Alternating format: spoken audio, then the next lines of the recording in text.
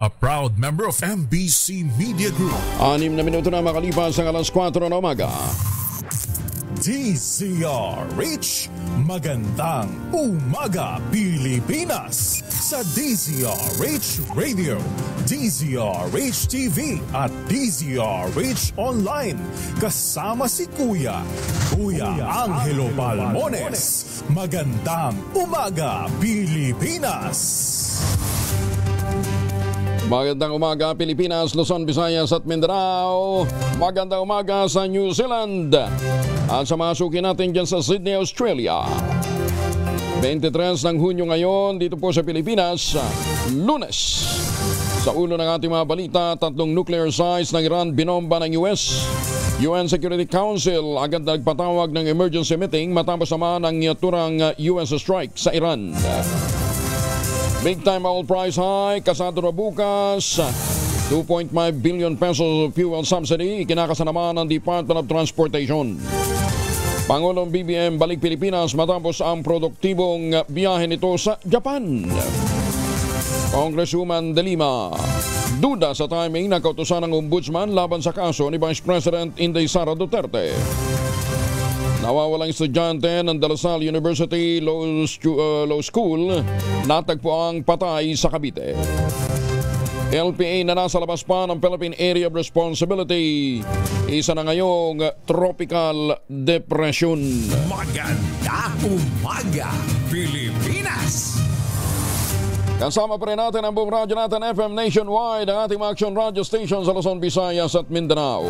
91.7 FM radio sa Cebu at 94.3 FM sa Jensan. Sa detalye ng ating mga balita. Isa ng tropical depression ang low pressure area na nasa labas pa rin ng Philippine Area of Responsibility.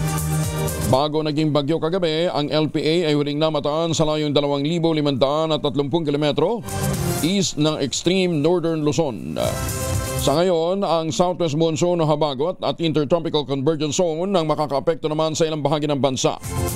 Uulanin ang Davao Region at Surigao del Sur. Epekto naman ng ITCC habang habagat ang magpapaulan sa Metro Manila, Calabarzon, Socsargen, Pangasinan, Zambales, Bataan, Occidental Mindoro at Palawan.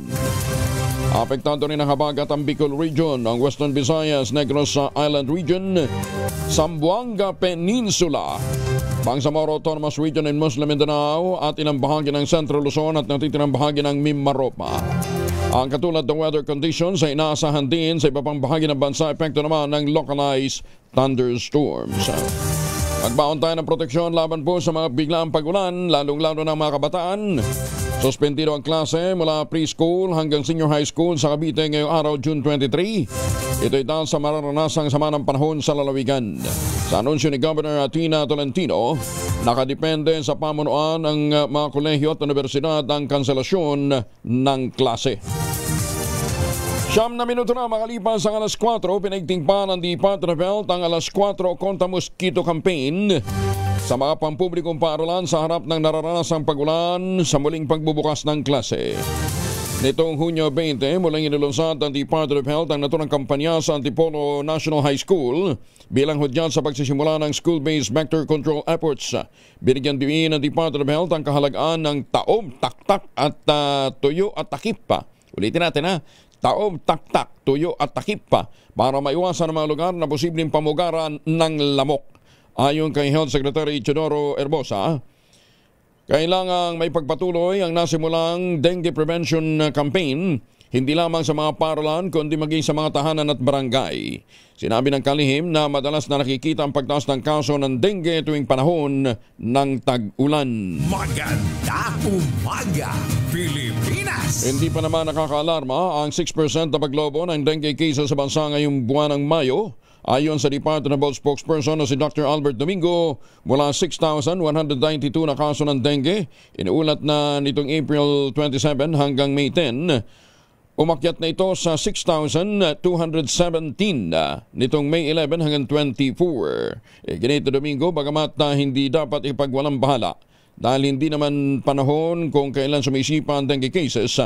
Sana naman daw ay huwag nang hayaang lumobo pa ito, kaya kinakailangan po ang pagtutulungan ng lahat Sa datos po ng Department of Health, sigit sa 19,000 cases ng dengue ang naitala sa Metro Manila mula Enero hanggang May 17 ngayong taon o 224% na mas mataas kung ikukumpara sa kaparehong panahon noong 2024. Paalala ng tagapagsalita sa publiko, panatilihing malinis ang kapaligiran, iwasan ang mga lugar na maaaring pamugaran ng lamok, kaya't kinakailangan ho talagang ituloy ho natin yung search and rescue.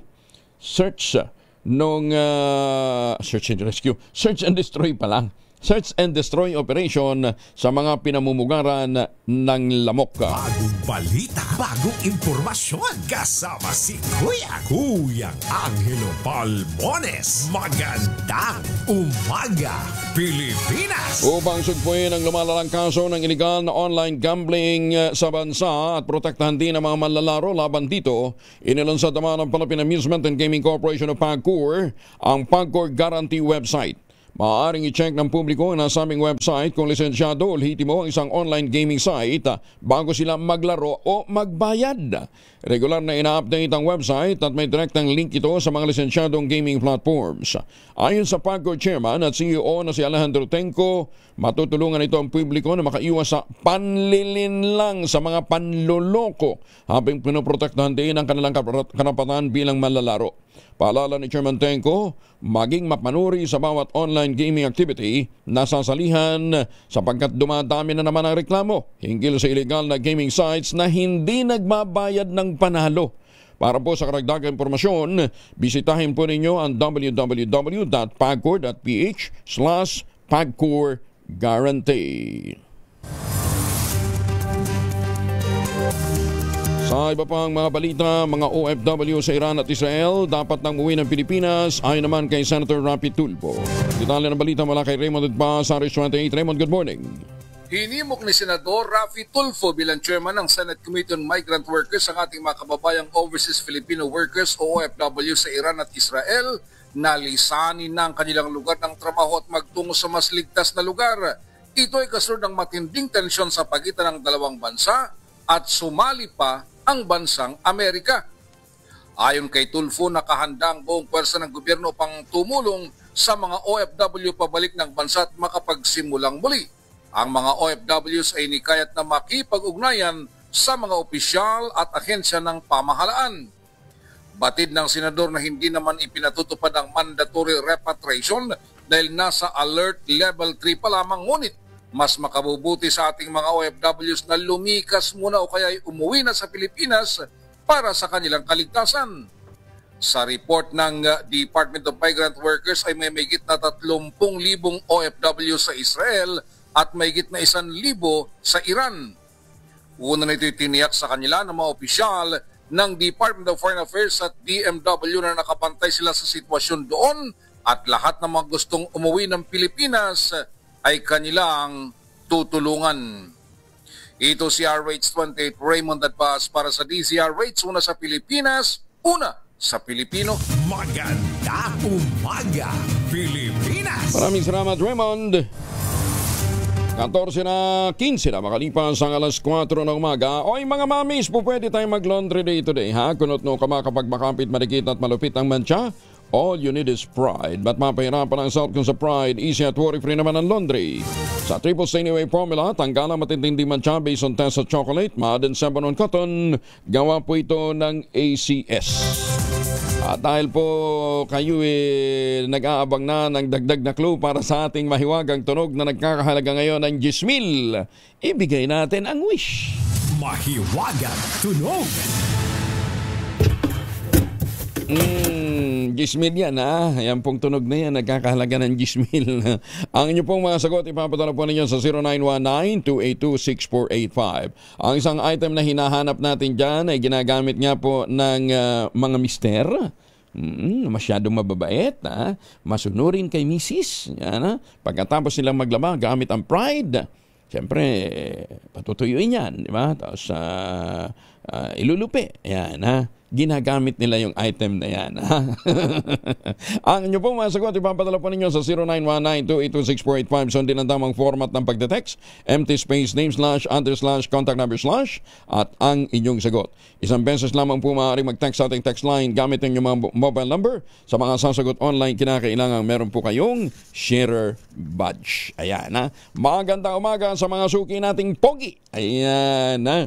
Pambansang ugnayan, pambansang organisasyon ng mga poging, ng mga gwapong inaapi. Yan na, pogi.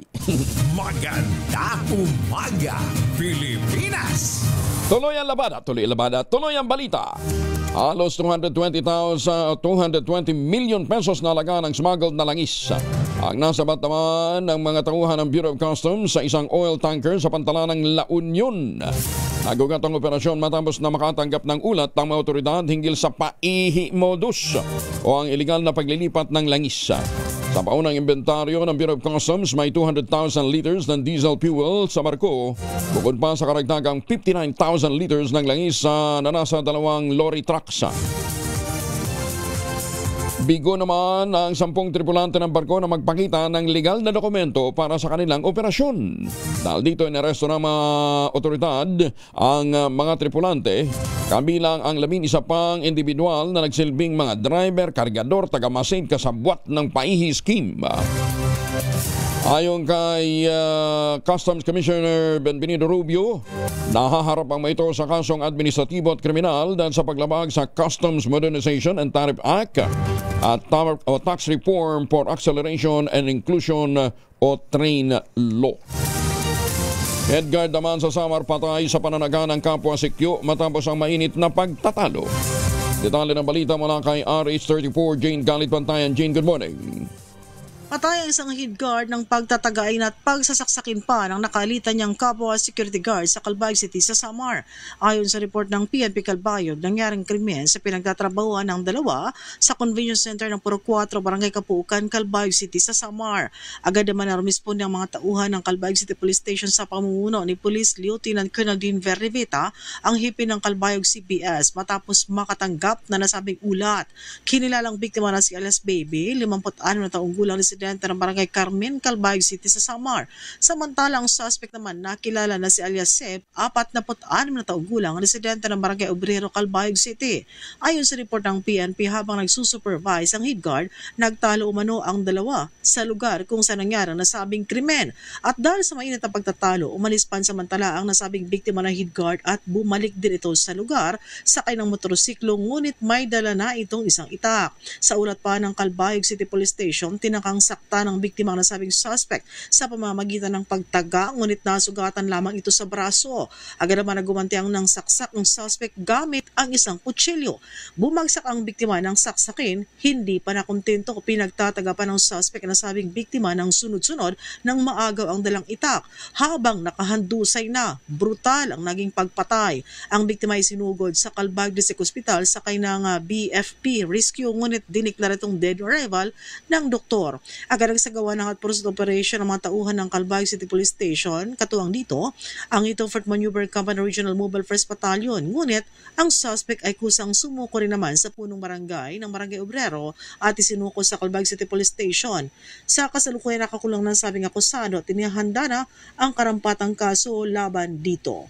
Mula sa Aksyon Radyo Katarman, RH34 Jane Galit Bantayan ng DZRH, una sa Pilipinas. Una sa Pilipino. Daghang salamat, Jane. Maganda umaga, Pilipinas! Maganda umaga sa mga taga Mandaluyong. Evan lang dyan sa Las Vegas, Nevada. Ma'am, good morning po sa inyo. At magandang umaga din sa mga suki natin sa Kidapawan City, mga suki natin sa Kelowna, British Columbia, Canada. May reklamo si Alan Agtarap. Ang sabi niya, araw-araw akong nanonood at nakikinig kahit nagja-jogging.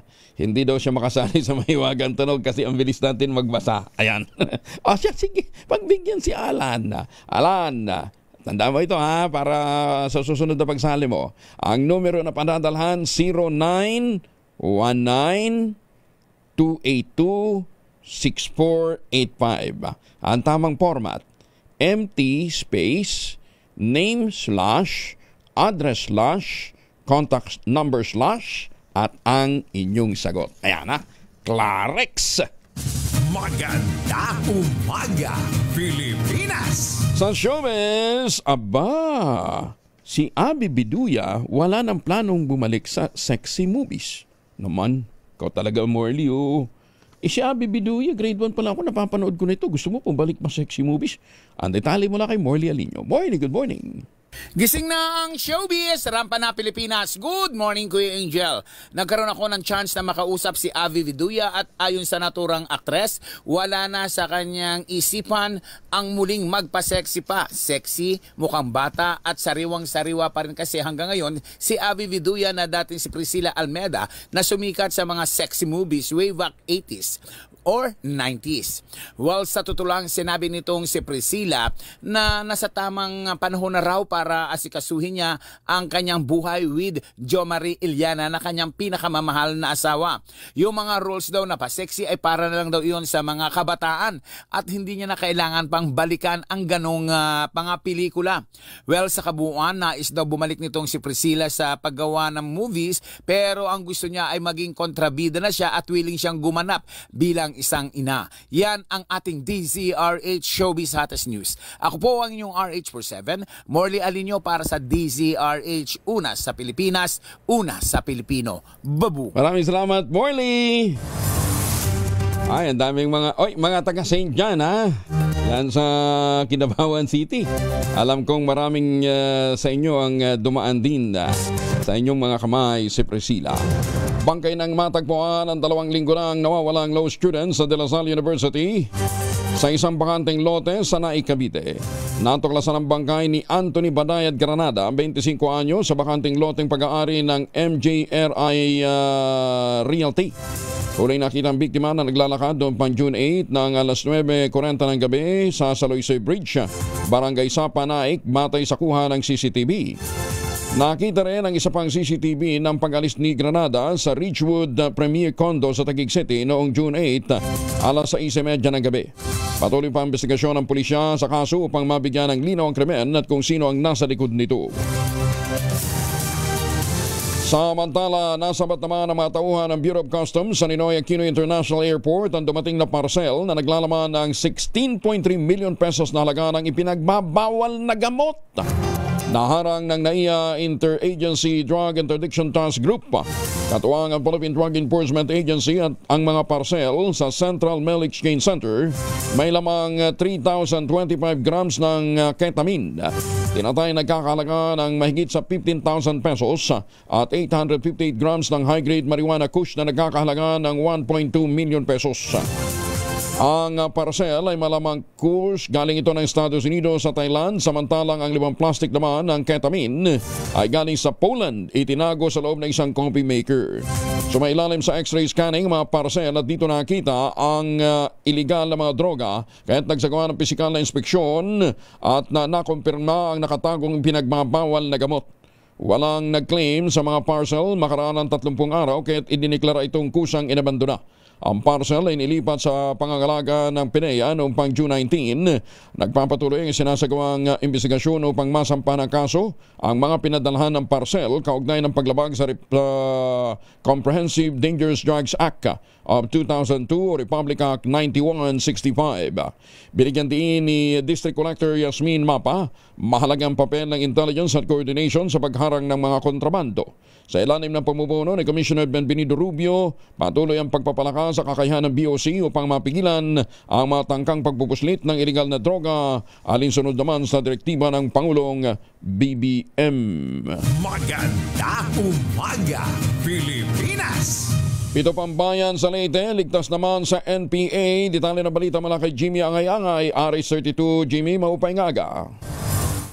7 bayan pa sa Leyte ang nidagdag na dideklara na ligtas sa mga rebelde.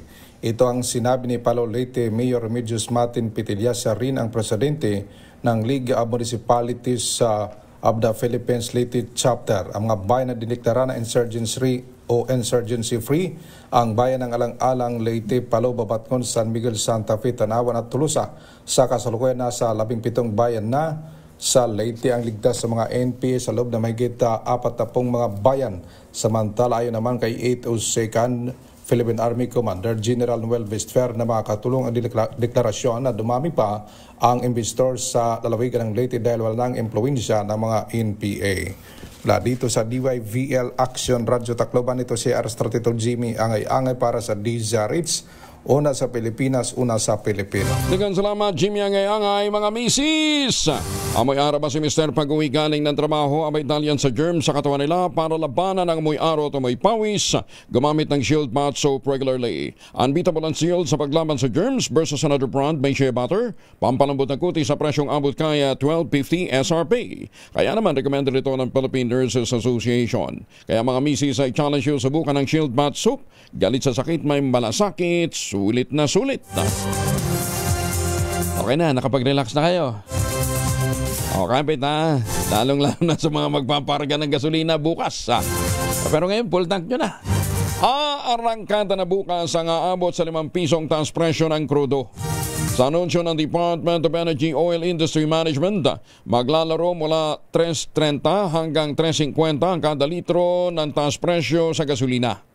Sisirit naman ng 5 pesos hanggang 5.20 ang kada litro ng diesel at 4.50 hanggang 4.70 ang kada litro ng kerosene. Dulot ang taas presyo na nagpapatuloy na giyera sa pagitan ng Israel at ng Iran. Naghahanda na ang pamahalaan para naman sa fuel subsidy program nito na naglalayong pag-aani ng epekto ng naglabadyang halos 5 pisong taas presyo sa halaga ng krudo dahil sa Iran-Israel conflict. Katuwangan Department of Transportation at Land Transportation Franchising and Regulatory Board sa pamahagi ng fuel subsidy sa public utility vehicle operators at mga drivers sa buong bansa. Sa ngayon, naisapinal na ng Department of Energy ang listahan ng mga benepisyaryo habang nakikipag-ugnayan na rin ang LTFRB sa mga lokal na pamahalaan para sa guidelines ng distribution. Bagamat hindi pa isinuso publiko ang halaga ng subsidiyang matatanggap ng mga benepisyaryo, tiniyak naman ang pamahalaan na magiging sapat ito para pagaanin ang inaasang epekto ng malakihang oil price hike. Paano naman daw po yung mga nagbibiyaheng panghabal-habal? Hindi naman ho sila organisado. Mabibigyan ba sila? Mabibiyaan ba sila? Yung mga tricycle. Hindi malaki ang epekto ng nakaambang 5 pisong taas presyo sa kada litro na diesel sa mga modernong jeep. Sinabi ni Elvira Medina, ang chair ng National Center for Commuter Safety and Protection, na matipid kumonsumo sa langis ang mga modernong sasakyan o modernong jeep. Paliwanag ni Medina, sa 1 litrong diesel, 12 kilometro ang kaya nitong takbuhin katumbas ng 4 na kilometro lamang sa mga traditional na jeep. Napakalayo. It's 3 times better. Doon sa so 300% better. Nakakapagtaka na hanggang ngayon matigas ang ulo nila na ayaw nilang pumasok. Pinagpipilitan nila. Although hindi naman natin mabablame sila dahil doon sa pagtaas ng krudo. Pero kung sila makikisama sa modernization, hindi napakalaki ng tama sa kanila. Sila ka-obet pumayag ng 1 peso kasi karamihan ng kanilang linya modernized. Sa panayan pa rin ng DZRH at radyo natin kay Elvira Medina, malamig naman ang mga leader ng commuters group na papanagutin ng mga oil companies sa todong pagtaas ng presyo kahit pa sinabi ng Department of Energy na wala pang direktang epekto sa supply ng bansa ang Iran-Israel conflict. Kasi hindi natin pwedeng basta sila bigyan ng ganong kaisipan kasi unang-una totoo yung giyera. Pangalawa, totoo din na hindi sigurado na before the 2 months na madiplit ang ating krudo ay may darating na agad dahil doon sa conflict nga, di ba? So lahat ng mga factors na yun, dapat mag-sit down yung sinasabi kong public consultation. Para lahat ng kaisipan ituturo sa tamang direksyon. Alas 4:30, hindi bilib ang grupong piston sa nilulutong fuel subsidy at taas pasahe sa gitna ng pagsirit ng presyo ng langis na epekto ng tensyon sa gitnang silangan. Ayon kay Piston National President Modi Floranda, kakainin lamang ng malakihang oil price hike ang subsidiya mula sa gobyerno. Kaugnay nito, muli namang hinimok ni Floranda ang Pangulong Bongbong Marcos Jr. na magpasa ng executive order na magsususpende sa excise tax sa petrolyo. Ang subsidy nga po na pinagyayabang ng DOTR ay halos hindi po yan sasapat doon sa pangangailangan ng ating mga driver at mga operator. Kaya talagang kung kaya nila magbigay ng subsidy, bakit hindi nila kayang bawasan yung buwis Samantala, pinaplansya na ng Department of Agriculture ang draft ng panukalang batas na naglalayong ibalik naman ang mga kritikal na tungkulin ng National Food Authority o NFA. Lain hakbang na patatagin ang supply at presyo ng bigas sa bansa at matiyak na mananatili ang 20 pesos per kilo rice program hanggang matapos ang termino ng Pangulong Bongbong Marcos Jr. Naglalayong amyendahan din ng draft bill ang ilang probisyon ng Rice Tariffication Law upang bigyan ang NFA ng kapangyarihan sa regulasyon at marketing. Ayon kay Agriculture Secretary Francisco Chu Laurel Jr., sumasalamin ang panukala sa isang estratehikong recalibration ng polisiya ng gobyerno na nagpapatibay sa tungkulin ng DA sa pangangalaga ng food security at muling pagbuhay sa kapasidad ng NFA na kumilos sa panahong mataas ang presyo ng bigas, gayon din may hamon sa supply nito. Sa ilalim ng umiiral na Rice Tariffication Law, limitado lamang ang papel ng NFA sa pagbili ng bigas para sa buffer stocking at pagtugon sa mga emergency situation. Maganda umaga, Pilipinas! Oy, sa mga may lakad ngayong araw nito, huwag kalimutan magbaon ng proteksyon laban po sa mikrobyo. May dalawang formulation ng family alcohol na pwede natin pagpilian. Yung family 70% isopropyl alcohol, especially prepared for clinics, hospital, pharmacies, laboratories, pero okay na okay din po yan sa mga households. Very effective po yan sa disinfection at sterilization. Ganyan ang baksik ng family 70% isopropyl alcohol. Maghapon man natin gamitin, no problem. Hindi po manunuyo ang ating mga kamay dahil meron po itong moisturizer. Yun namang mabangong family rubbing compound improvement cologne, ayun po yung mabangong isopropyl alcohol na ginagamit ng mga masahista, mga barbero, mga doktor, mga nurse, mga komadrona for sponge bathing and other cleansing purposes. Family rubbing alcohol parang di siya reachable na sa mahabang panahon, mabibili sa namang butik at convenience stores nationwide. Family rubbing alcohol, hindi lang pampamilya, pang sports pa. 16-year-old na lalaki nalunod sa ilog sa bayan ng Pototan. Detalye ng balita mula sa Action Radio Iloilo mula kay Jocelyn Maque. Jocelyn? Wala ng buhay na matagpuan na 16 na taong gulang na lalaki matapos na malunod sa ilog sa barangay Dungsol, bayan ng Pototan, Iloilo. Ayon kay Mr. Felipe Galino, commander ng Philippine Tigers Rescue Group na tumulong sa paghahanap sa binata, tanghali na makita ang lalaki 800 metro ang distansya sa parte ng ilog kung saan siya nalunod. Sinisyal na pag-imbestiga ng mga rescuers, naglalaro ng bola ang biktima kasama ang kanyang mga kaibigan nang tumalbog ang bola sa ilog kaya nito kinuha pero malalim ang tubig kaya mabilis siyang nalunod. Ayon pa kay Galino, nakita na naglalako ng isda ang binata na nalulunod sa kabilang parte ng ilog kaya humingi siya ng tulong. Mula sa Action Radio Iloilo, ito si Jocelyn Maque para sa DZRH, una sa Pilipinas, una sa Pilipino. Salamat, Jocelyn Maque. 34 makalipas ang alas 4, nakatuon ang Pangulong Bongbong Marcos sa mga pangangailangan ng bansa at hindi sa impeachment case ni Vice President Sara Duterte. Sa ika-4 na bahagi ng ikalawang podcast ng Pangulo, sinabi nitong inilalaan niya ang kanyang oras para sa trabaho gaya ng pagtugon sa mga problemang may kinalaman sa transportasyon, bigas at iba pa. Iginit ng Pangulo, wala siyang papel sa impeachment dahil hindi naman ito saklaw ng kanyang trabaho at ito'y nasa kamay na ng Kongreso at ng Senado. I'm busy with the transport, with the rice, with all of the different things that we are doing. That nauubos ang oras ko doon. Put it bluntly. Wala naman akong papel doon sa impeachment.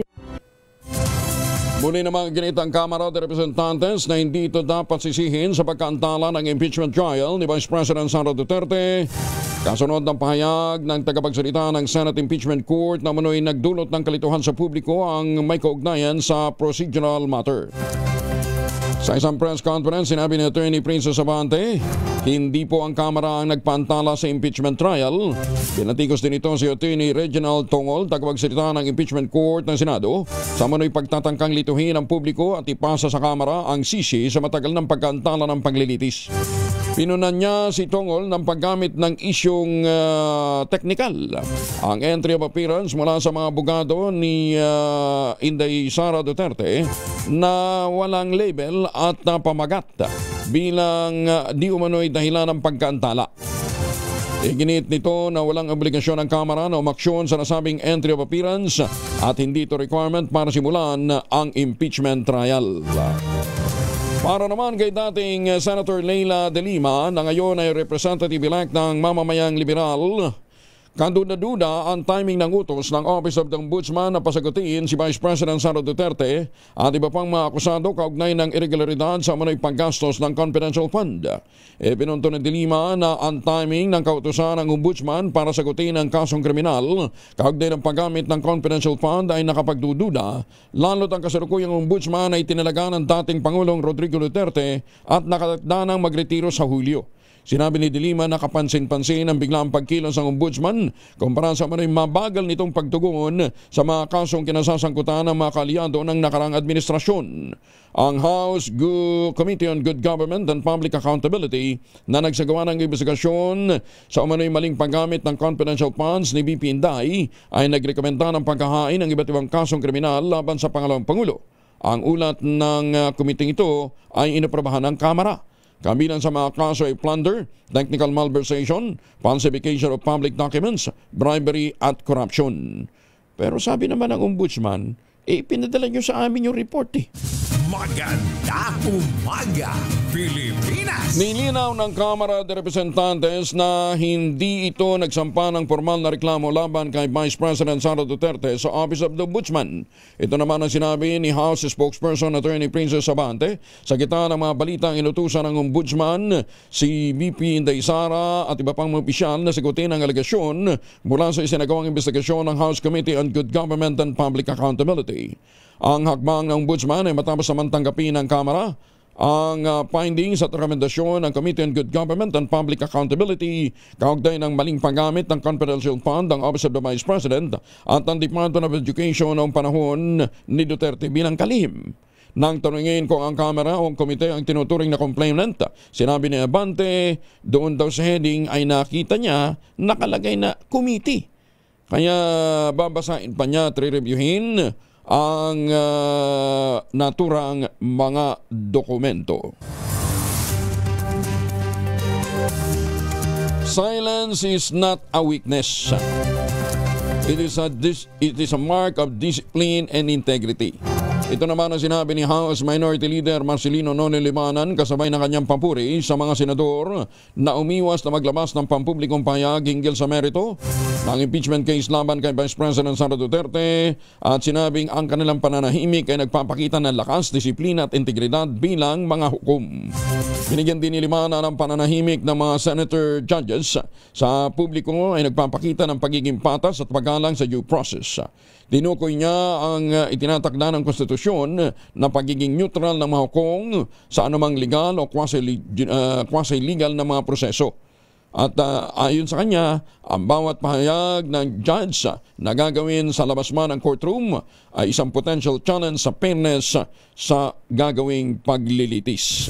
Maganda umaga, Pilipinas! Secretary Calmen, suportado naman ang 3rd Infantry Division, pinalakas na Manifestia at Reintegration Program. Detalye ng balita mula kay June Soter mula sa Action Radio Davao. May buntag din mo, June. Ayong buntag usab, Kuyang Angel, ipinahayag ni Presidential Advisor on Peace, Reconciliation and Unity o PAPRO, Secretary Carlito Galvez Jr. ang buong suporta sa 10th Infantry Division o 10th ID ng Philippine Army sa pagpapatupad ng mga hakbang para sa reintegrasyon at amnestiya ng mga dating rebelde. Palugod siyang sinalubong ni 10th ID Commander Major General Alan Hambala sa Camp General Manuel Tian Sr. noong nakarang araw. Sa kanyang pagbisita, nakipagdialogo si Galvez sa iba't ibang people's organization o POs na binubuo ng mga dating rebelde kung saan tinalakay niya ang mga isyo sa programang amnestiya, kabuhayan, edukasyon at pabahay. Tampok din ang seremonyal na turnover ng Safe Conduct Passes mula sa National Amnesty Commission bilang pansamantalang legal na proteksyon para sa mga kwalipikadong benepisyaryo. Binigyan din ni Galvez ang kahalagahan ng Whole of Nation approach sa pagsusulong sa kapayapaan. Kabilang sa matampok ng aktibidad ang pagpapatuloy ng 10th ID sa Enhanced Comprehensive Local Integration Program o ICLIP na naglalayong tulungan ang mga dating rebelde sa kanilang pagbabalik loob sa lipunan sa pamamagitan ng organisadong kabuhayan at suporta mula sa mga institusyon gaya ng OPARO at TADECO. Ito si June Suter para sa DZRH. Una sa Pilipinas, una sa Pilipino. Daghang salamat, June Suter. Alas 4:40 oras sa buong kapuluan sa mga kababayan natin nandyan po sa labas ng Pilipinas, pabalik na ho ng bansa. Huwag nang magpasalubong na imported na tsokolate. Meron po tayong tangerine chocolate. Ang tangerine chocolate po ay produkto ng mga magniniyog ng mga magsasaka dyan po sa lalawigan ng Quezon. Sa tulong nga po ni Dr. Helen Tan, yung po mga planting material ng kakao galing Davao, hinakot po yan para maitanim sa ilalim po ng mga nyugan. Kaya ngayon nagpo-produce na ho sila ng dekalidad na kakao beans, pinaprocess para maging tangerine chocolate. Available po yan sa 0919-095-5935.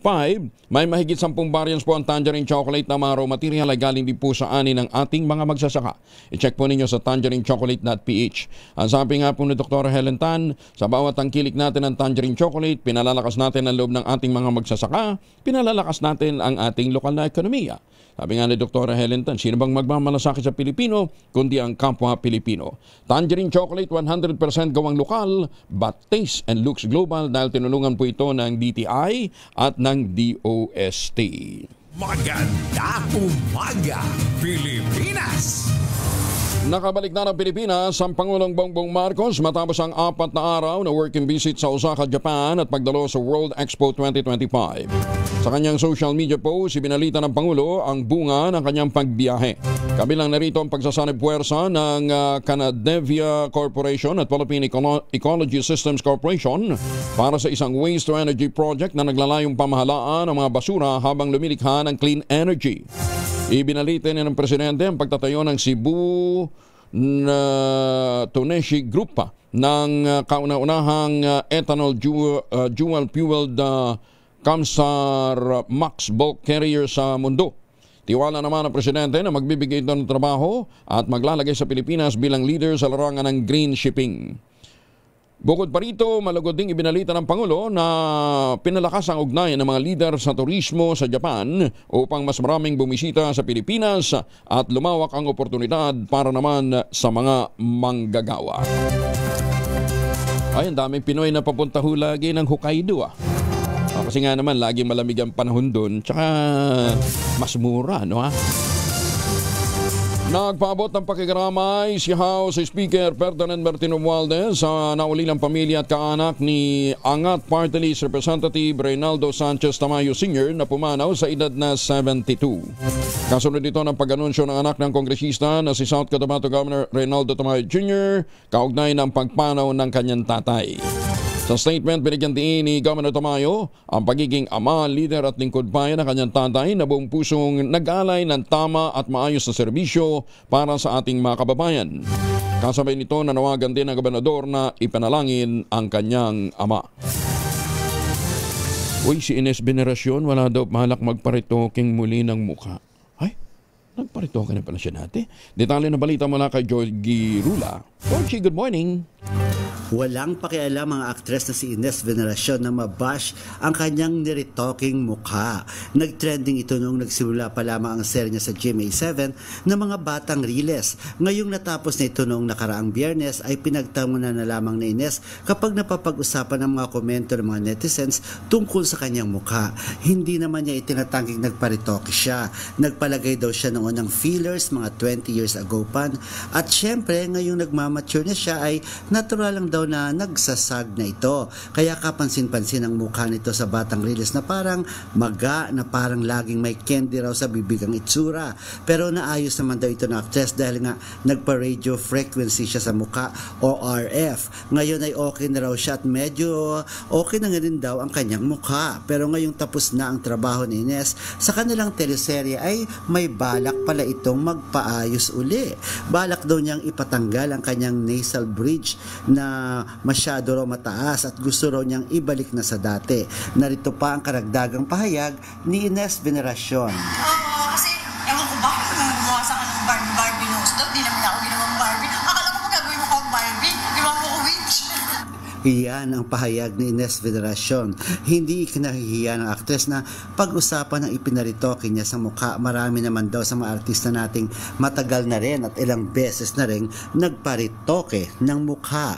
Georgie Rula po nag-uulat mula sa showbiz ng DZRH. Una sa Pilipinas, una sa Pilipino. Maraming salamat, Georgie. Para ako lang, parang Barbie. Barbecue. Isinulong naman ni Senator Bongo ang pagpapalawak pa ng OFW Hospital dahil sa legacy project ng dating Pangulong Digong Duterte ay nakakuha ng international recognition bilang Public Facility of the Year Health Category Philippines sa 2025 Gov Media Conference Awards sa Singapore. Ang tinutukoy ni Senator Go ay ang OFW Hospital sa San Fernando City sa Pampanga, isang flagship healthcare project na isinulungan niya ng senador at ng dating Pangulo para lumago at maging permanente ito. Sa nakuha nitong international recognition, kinilala ang lumalaking papel nito sa pagbibigay ng pangangalagang pangkalusugan sa mga migranteng manggagawa at sa kanilang pamilya. Si Senator Go bilang chairman ng Senate Committee on Health ang sumuporta sa vision ng Duterte administration na magkaroon ng specialized healthcare para naman sa mga OFW. Nagsimula ang operasyon ng OFW Hospital noong May 2, 2022 sa pamamagitan ng joint efforts ng Duterte government, ng provincial government ng Pampanga, at ito ay nagsisilbi ngayon bilang dedicated medical facility para sa mga OFW at sa kanilang pamilya. Sinabi ni Senator Go na hindi lamang ito basta ospital, isa itong konkretong patunay na kaya nating unahin ang kapakanan ng mga OFW na matagal na itinuturing na bagong bayani ng bansa. Hindi maaaring pumalit ang second placer na na-disqualify na nanalo o na-disqualified na nanalong kandidato. Itong paglilinaw ng Korte Suprema matapos magdesisyon ang Commission on Elections o COMELEC na kanselahin ang Certificate of Candidacy ni Dato Pax Ali Magudadato dahil sa kakulangan ng residency requirement ng kanyang pagtakbo bilang gobernador sa Sultan Kudarat noon pang 2022. Sa 37 pahinang ruling ng Korte Suprema, iginit nitong walang legal na batayan para iproklama ang second placer sa halalan dahil walang batas na nagpapahintulot sa proklamasyon nito at sa halip ay dapat sundin ang rule of succession sa ilalim ng Republic Act 7160 o Local Government Code. Mababatid na nakakuha ng mahigit 300,000 votes si Dato Pax Ali Magudadato sa nakalipas na May 2025 elections, habang mahigpit naman sa 47,000 ng lamang ang nakuha ng second placer na si Sharipa Magudadato. Naku, antindi ho ng impact nito dun sa iba pang mga kapoproklama pa lang, ha? Samantala, pinuna ng Kamara de Representantes si Senator Amy Marcos sa manoy pag-iwas nito sa responsibilidad kaugnay ng isyu ng San Juanico Bridge. Kasabay ng pagigit nito na kailangang magtulungan upang maayos ang problema sa halip na magsisihan. Pinuna ni House Spokesperson Attorney Princess Abante si Marcos ng pamimpersonal ng issue imbis na harapin ang kanyang pananagutan bilang mambabatas, partikular na sa proseso ng national budget. Sinabi ni Abante na una bilang senador kasama din sa tungkulin niya ang pagbalangkas ng budget sa bansa. Galing man sa House at ito ay nagpupunta naman ng Senate. Una nang hinamo ni Abante si Marcos na ilahad ang sarili nitong kontribusyon sa pagpapanatili ng tulay at matapos umanong maliitin ng senadora ang mga ginawang hakbang ng pamahalaan sa pagsasabing pang-repainting lamang ang ilang pondo para dito. Nilinaw naman ng Kamara de Representantes ang isyu kaugnay ng manoy kakulangan ng budget sa San Juanico Bridge bilang tugon sa naging pahayag ni Senator Amy Marcos na napabayaan ito. Ayon kay Attorney Princess Abante, tagapagsalita ng Kamara, madali lamang pumuna ngunit ang tunay na kailangan ngayon ng Eastern Visayas ay tuloy-tuloy at aktual na suporta at hindi mga soundbite. Sinabi ni Abante na gusto lamang ng Kamara na ituwid ang maling akala. Hindi totoo na pinabayaan ng Kongreso ang San Juanico Bridge at simula pa noong 2018, taon-taon nilalanan ito ng pondo para sa rehabilitasyon. Tinukoy niya aktual na halaga ng pondo, 27 million pesos noong 2018, 2022 noong 2019, 105 million pesos noong 2021, 90 million pesos noong 2022, 150 million pesos noong 2023 at may proposal na 400 million naman para sa 2026.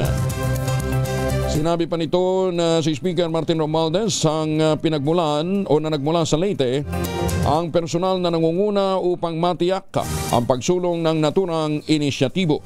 Binanggit din niya na noong June 5, nakipagpulong naman si Congressman Judas Idre kay Public Works Secretary Manny Bunoan alinsunod sa utos ng Speaker upang pabilisin ang pagsasaayos ng naturang proyekto. Sara all. Ito naman ang naging tugon ng tagapagsalita ng Kamara de Representantes na si Attorney Princess Abante nang tanungin tungkol sa biyahe ni Vice President Sara Duterte sa Australia, kung saan napaulat na tatalo ito sa isang rally na may temang Free Duterte Now bilang suporta sa kanyang ama na si nating Pangulong Rodrigo Duterte. Sa isang press conference, sinabi ni Abante, hindi niya makumpirma kung ang biyahe personal o opisyal, ngunit binigyan din niya na ang mga halal na opisyal ay dapat gamitin ang kanilang oras sa loob man o labas ng bansa para sa paglilingkod sa bayan at hindi para sa pansariling interes lamang. Binigyan din pa ni Abante ang kahalagahan ng pagtupad sa tiwalang ibinigay ng publiko, lalo na kung may kinalaman ito sa paggamit ng pondo ng bayan at mandato ng mga mamamayan. Maganda umaga, Pilipinas!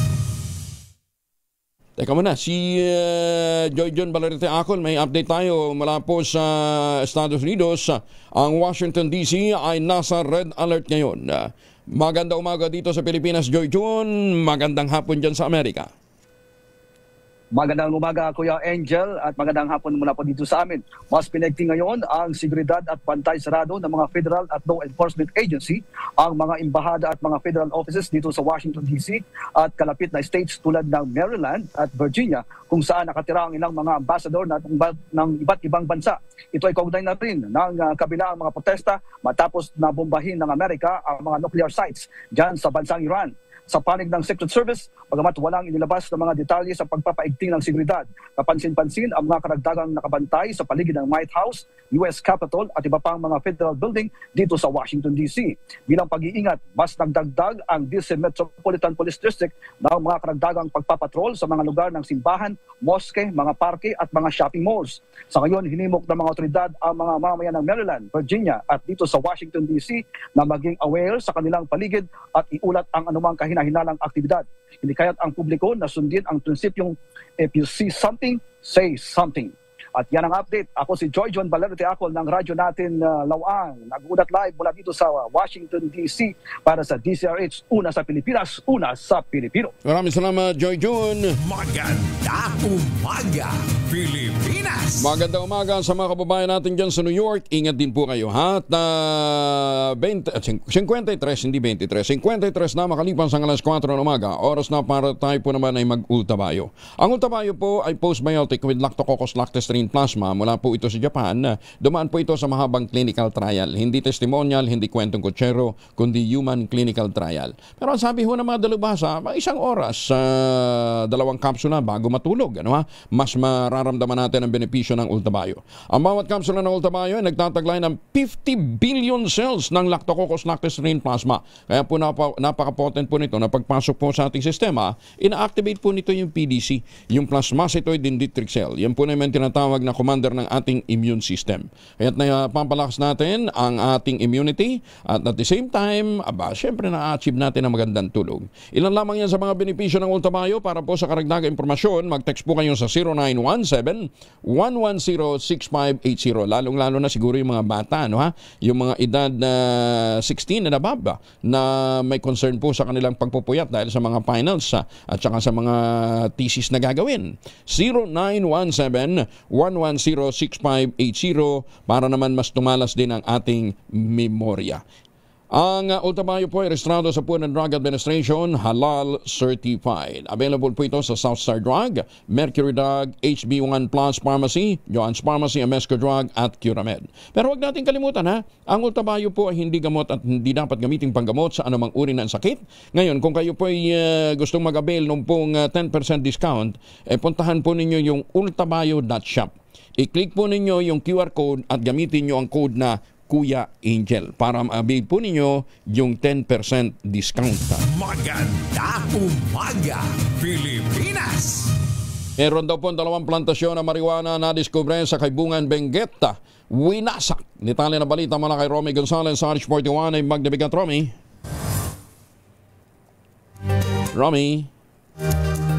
Romy Gonzales. Nawawala si Romy. 80 anyos na lola nalunod sa sapa sa San Carlos City, Pangasinan. Detalye ng balita mula kay Freddy Pajardo, Aris 98. Masantos siya kabasan at chikamin sa ating mga kababayan dyan sa Pangasinan, Freddy. Masantos siya kabosan, Kuyang Angel. Wala nang buhay na matagpuan sa sapa sa Barangay Libasan, Carlos City, Pangasinan ang 80 anyos na lola na residente ng nasabing lugar.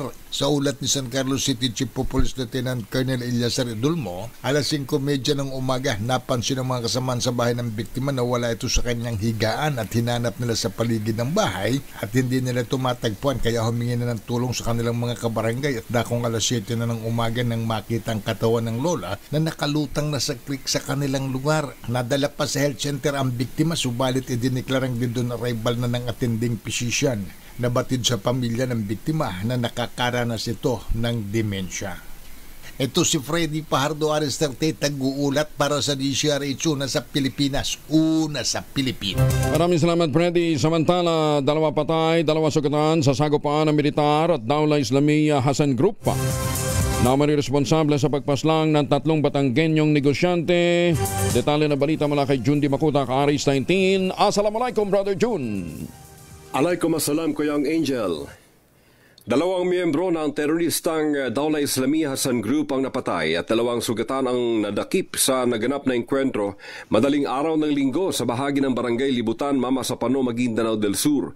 Sa report ng DPAO 6ID, nakatanggap na intelligence report ang 601st Brigade kaugnay sa pagtitipo ng mga armadong kalalakihan sa nabanggit na lugar. Madaling araw naglunsad ang military operations ang Redskin Battalion at ng iba pang unit sa area at nakasagupa ang mga armado. 2 ang napatay sa panig na armadong grupo na kinilalang sina Benladin Adi Kamid, 23 years old, residente ng Barangay Makasampen, Gindulungan, Maguindanao del Sur, at Tahir Salim Sueb, 41 years old, residente ng Barangay Baka, Dato Udin Sinswat, Maguindanao del Norte. Ang 2 nadakip na pawang sugatan ay sina Rasul Mendoza Kariman, 31 years old, residente ng Barangay Bagan, Gindulungan, Maguindanao del Sur, at Junjun Kayugen Liosen, 37 years old, residente naman ng Datu Saudi Ampatuan, Maguindanao del Sur, parehong nilalapatan ng lunas sa magkahiwalay na ospital. Napasakamay naman ng military ang isang M16 rifle, isang 45 pistol, mga material sa paggawa ng IED, isang unexploded ordnance o OXO, iba't ibang uri ng cellphone, rifle scope, isang bag na naglalaman ng mga pekeng ID. Sa ilalim ng pamumuno ni Brigadier General Edgar Catu ng 601st Brigade, iniutos itong sikaping makorner ang mga tumatakas na kasamahan ng grupo.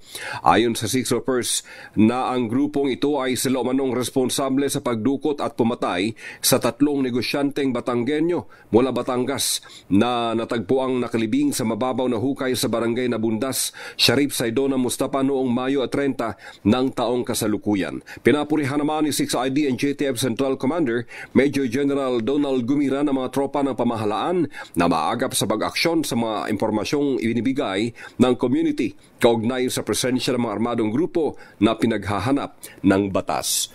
Mula sa Central Mindanao, RH19, Jun Di Makutak, DZRH, una sa Pilipinas, una sa Pilipino. Maraming salamat, John Sokran. Ay, sa mga kababayan natin dyan sa Central Luzon at naghahanap po ng magandang investment opportunity, ha? Sa mga kababayan nating mga OFW, ituloy pa rin ho yung inaalok na ready for occupancy unit with easiest term, 5% lamang daw payment, pwede pang gives. Mga proyekto yan ng Westchester Realty dyan po sa Central Luzon. Yung Sibera Mabalacat, Sibera Bacolor, Samira at Sibera Prestige. Aba, with 20,000 pesos all-in down payment, pwede ka na maglipat bahay agad 7 days after ng take-out ng Pag-ibig Housing Loan. Ito na pang iniintay po ninyo, ito pa rin ang pangarap magkaroon ng sariling bahay sa presyong abot kaya.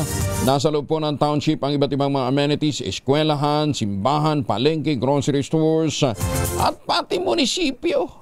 Kaya ano pang iniintay po ninyo, tawag na sa 0996-501-5555 at 0947-434-5555. Napakalapit lamang po niyan sa Clark International Airport at Clark Economic Zone. Maganda umaga, Pilipinas! Balikan muna natin si Romy Gonzales mula po sa Norte na Imbag na Bigat. Romy. Winasak lakay ng mga operating troops ang 80,000 piso ang halaga ng marijuana seedlings sa ikinasan nilang marijuana eradication operation sa 2 plantasyon sa lalawigan ng Benguet.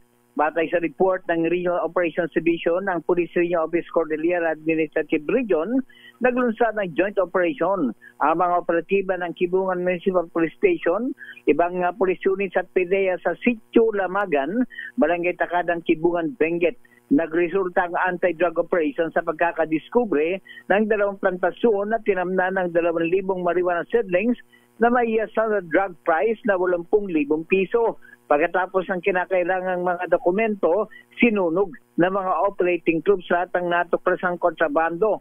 Patuloy ang investigasyon para matukoy ang iba pang potensyal na lugar na pwedeng tamnan ng marijuana at dakpin ang mga taong responsable sa ilegal na pagtatanim ng marijuana. Ito si RH41 Romy Gonzalez para sa DZRH. Una sa Pilipinas, una sa Pilipino. Maraming salamat, Romy. Jose Aguina. Maganda umaga, Pilipinas. 5:01 ng umaga.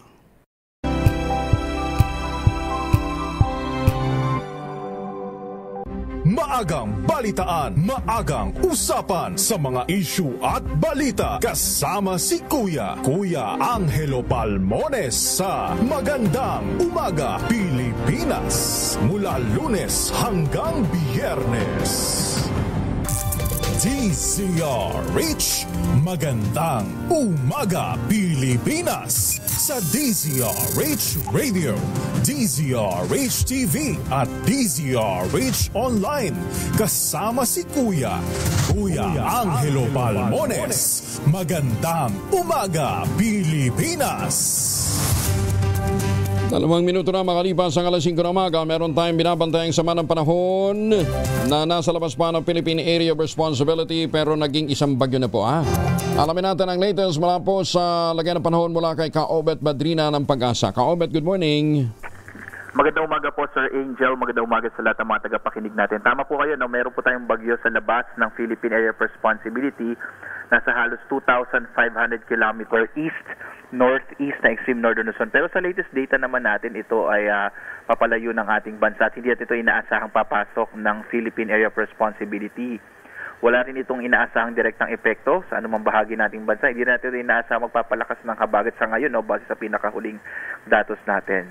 At ang inaasahan po natin magiging lagay ng panahon dito sa ating kapuluan ay ang pag-iral ng southwest monsoon o habagat ang magdadala ng mga pag-ulan partikular na dito sa may kandurang bahagi ng ating bansa. So ito po yung mga lugar ng Pangasinan, Bataan, Zambales, kasama rin po ang Kamaynilaan at Calabarzon. Inaasahan din natin ang mga pag-ulan sa bahagi ng Occidental Mindoro at Palawan. Sa may bahagi din po ng Mindanao, nakakaapekto ang southwest monsoon o habagat. Kaya maulap na kalangitan na may mga pag-ulan din ang mararanasan sa Soxargen, sa may southern part ng Mindanao, ganun din sa Barm at sa Davao Region. Sa nalabing bahagi naman po ng ating bansa, Sir Angel, inaasahan natin medyo mainit sa panahon pa rin yung mararanasan. Bagamat posible pa rin yung mga localized thunderstorms sa hapon hanggang sa gabi. Hindi po natin na-expect na ito yung matatagal na mga pag-ulan. Bagamat kuminsan nagkakaroon po ng at times na heavy o mahalakas na mga pag-ulan pero hindi naman matagal. Wala rin po tayong nakataas na gale warning sa kasalukuyan. Kaya sa mga maglalayag po sa ating karagatan, ay sa pumalaot yung mga sakyang pandagat maliliit na mga bangka sa mga baybayin ng ating bansa.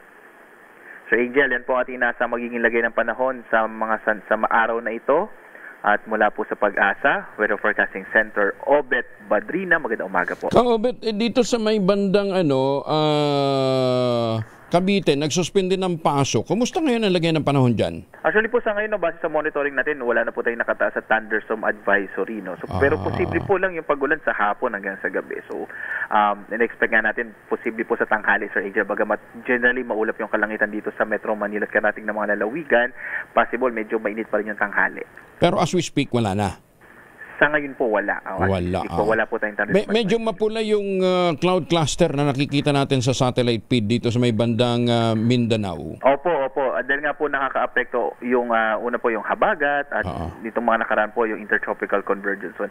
Ina-analyze po natin yung mga cloud cluster na yan. Sa ngayon hindi pa naman siya sufficient para maging low pressure area pero patuloy natin minomonitor. Pero magpapaulan? Opo, nagsabi sa ngayon po, cloudy skies. Although based po sa record natin sa mga stasyon, hindi pa siya bumabagsak yung mga ulan na yon. So possible po, Sir Angel, pag ganyan, offshore, nasa karagatan yung ulan. Lawak ha? Malawak yung cloud clusters ha? Opo. Pero sa ngayon, titingnan po namin sa analysis, hindi pa po siya, at least based sa data ngayon, hindi pa siya umiikot, so hindi pa siya low pressure area. Kaobet, maraming salamat ha. Ingat po kayo. Thank you. Maraming salamat. Magandang umaga po. Si Kaobet Badrina mula po sa Pag-asa. Samantala, para po sa mga kababayan nating may mga lakad ngayong araw na ito, may mga pasok, magbaon po ng proteksyon laban sa mikrobyo. May dalawang formulation ng family alcohol na pwede nating pagpilian. Yung family, 70% isopropyl alcohol, especially prepared for clinics, hospital, pharmacies, laboratories, pero okay din po yan sa mga households. Very effective sa disinfection at sterilization. Ganyan na bagsik ng family, 70% isopropyl alcohol. Maghapon man natin gamitin, no problem. Hindi po manuyo ating mga kamay dahil meron po itong moisturizer. Yun naman mabangong family rubbing compound improvement cologne. Ayun po yung mabangong isopropyl alcohol na ginagamit po ng mga masahista, mga doktor, mga nurse, mga kumadrona for sponge, bathing, and other cleansing purposes. Family rubbing alcohol, parang di siya reachable na sa mahabang panahon. Mabibili sa naman butik at convenience stores nationwide. Family rubbing alcohol, hindi lang pang-pamilya, pang-sports pa. Maganda umaga, Pilipinas! Babala doon sa mga umaabuso sa mga askal at mga pusakal ha.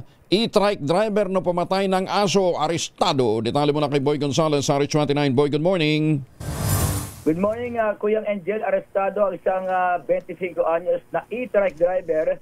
Baka nitong paluin na hanggang sa mapatay ang isang asong gala sa lungsod ng Manila. Kinilala ng Manila Police District ang naarestong si King Robert Salgan na nakatira sa Water Lily Street, Barangay 900 sa Punta Santa Ana.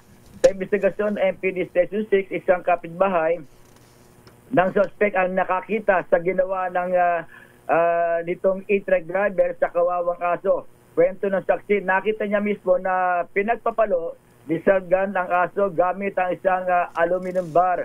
Hindi ito tinigilan ng suspect hanggang sa mapatay ang aso na wala namang ginagawa sa kanya at napadaan lamang sa lugar. Agad na inireport sa barangay ng saksi ang ginawa ng suspect kung saan inarresto si Salgan saka itinan-over sa Manila Police District na kinasuhan ng paglabag sa Republic Act 10631 o Philippine Animal Welfare Act of 2013. Ito si Boy Gonzales para sa DZRH, una sa Pilipinas, una sa Pilipino. Maraming salamat, Boy Gonzales. Samantala, ginang na nagbagsak ng droga sa Bataan galing Pasay nasa kote. Detalye ng balita mula kay Danny Cumilang, RH37. Danny, good morning.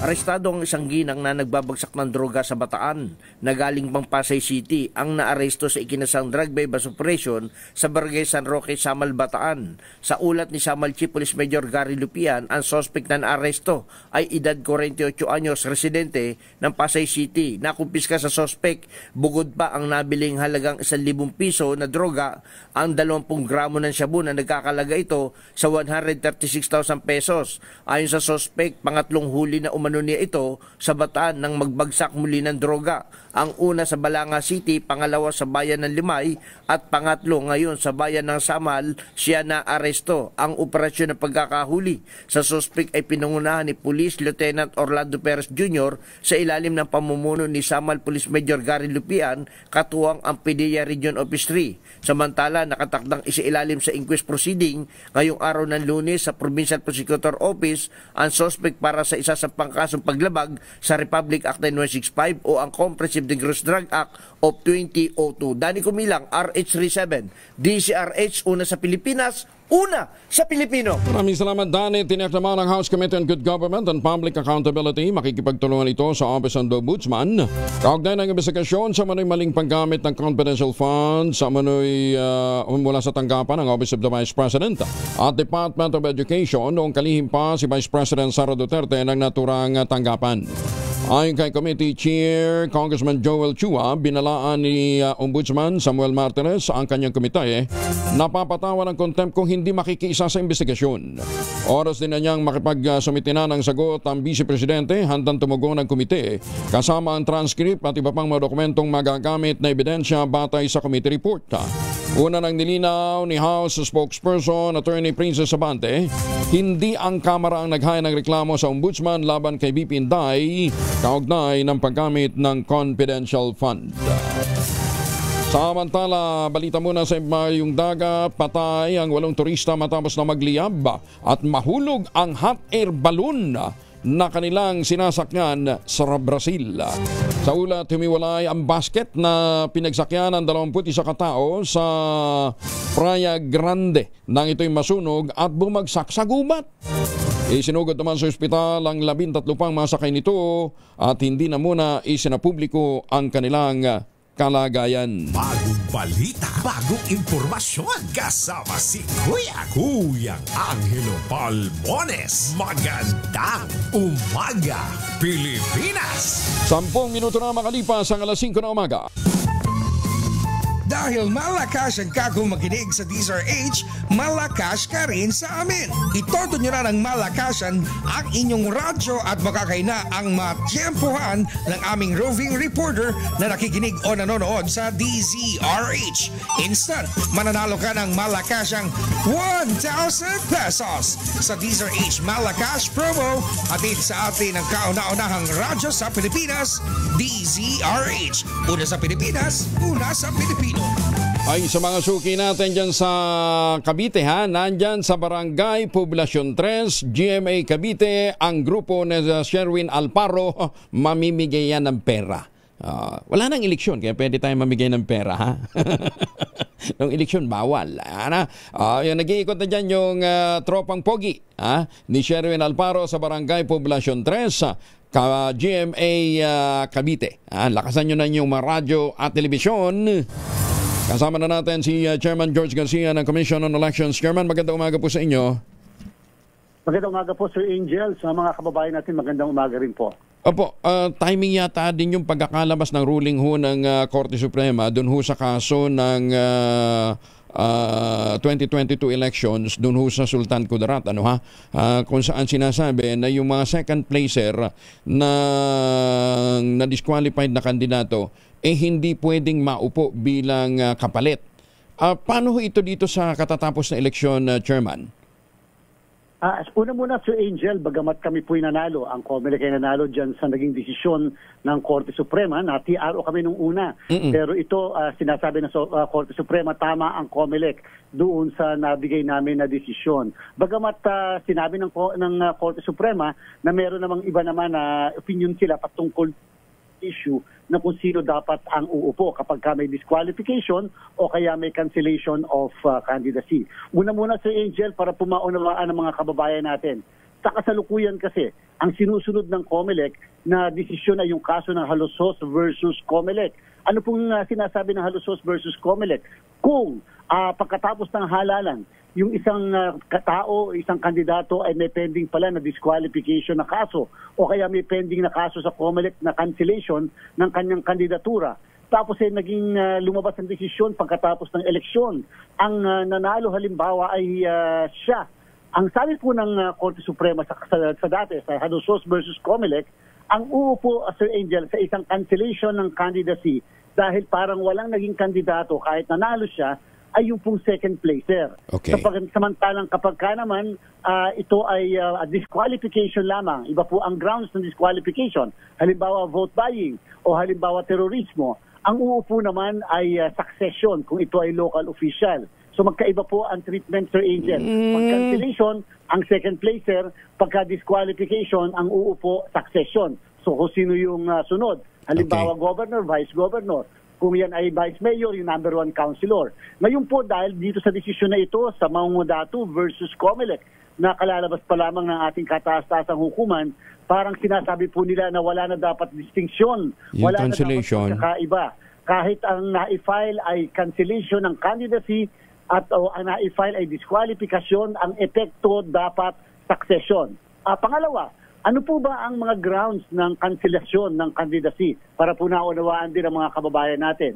Halimbawa po, kine-question ko si Sir Angel dahil sa kanyang citizenship o dahil sa kanyang residency o dahil hindi siya registered voter o dahil hindi siya marunong bumasa o sumulat. Yung 5 grounds na yan kasama ang 3 consecutive term limitation Ang pagka po yan ay napatunayan na nagsinungaling siya sa mga bagay na yan, hindi pala totoo ang kanyang dineklara, yan po ay cancellation ng candidacy and therefore as if hindi siya naging kandidato. Yun yung bagong ruling. Chairman. Yung po yung existing na ruling na natin, Sir Angel. Ngayon lang, ang binabago ay yung epekto. Sino ang uupo kung napatunayan na si Sir Angel ay nagsinungaling sa mga binanggit ko? Dati-dati, pagka napatunayan nagsinungaling, do sa age, citizenship, residency, registration bilang botante at literacy, at yan ay napatunayan after the election, kahit nanalo si Sir Angel, ang makakaupo ay kung sino yung sumunod na kandidato na nakakuha ng pinakamataas na posisyon. Okay. Sa desisyon ngayon, Sir Angel, kapag lumabas ang desisyon after the election, nanalo ka, pero ikaw pala ay nagsinungaling doon sa mga binanggit ko na grounds, ang makakaupo, Sir Angel, kung ikaw ay mayor, yung vice mayor mo, kung ikaw ay governor, yung vice governor mo. Succession po ang ia-apply at hindi yung second placer rule. Ibig sabihin, ina-abandon po ng Korte Suprema yung dating desisyon sa Halosos versus Comelec na ang dapat nakakaupo ay yung second placer. Okay. Yan ay para ho sa DILG, sa mga local government unit. Paano po yung congressman? Yung po, Sir Angel, medyo hindi po naging ganun kaliwanag doon sa naging desisyon, with all due respect. At yung po yung kadahilanan kung bakit maaaring matingnan kahit ng COMELEC o nung mismong private na individual na makapag-motion for reconsideration. Take note po, Sir Angel, ito ay maaaring hindi pa pinal na desisyon sapagkat subject pa ito sa motion for reconsideration. So, tama po yung naging katanungan nyo muna nung una kanina. Paano yung mga na-desisyon na namin nitong election lamang na kung saan ang pinapaupo namin ay second placer at hindi yung succession. Lalo na yung lumabas yung mga desisyon after ng eleksyon, after ng proklamasyon ng mga naturang kandidato. Yun nga kasi sa LGU, sa local government, may succession na pag-uusapan. Congress, wala ho succession na pag-uusapan eh. So, di ba? Mukhang yun eh. Nakakalito.